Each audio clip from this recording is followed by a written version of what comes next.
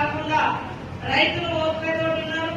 మేము కూడా ఎప్పటికప్పుడు ఎక్కడ ఏ సెంటర్ నుంచి మాకు లారీ రావడం లేదు, వార్తలు రావడం లేదు అని ఫోన్ వచ్చినా వెంటనే అధికారులు చెప్పడం, మరి ఇటు కలెక్టర్ ఆఫీస్ నుంచి, అటు అడిషనల్ కలెక్టర్ మహేందర్ రెడ్డి గారి నుంచి, ఇటు ఎవరైనా కావాలని లారీ ఆపి డిస్టర్బ్ చేసే కుట్రలు జరిగితే పోలీసు అధికారులు కూడా వాటిని ఎస్పీ గారి ఆధ్వర్యంలో చేర్చి రైతులకు అందుబాటులో మరి లారీలను కూడా పెట్టి చేయడం జరుగుతూ ఉంది. కాబట్టి ఒక్కొక్కసారి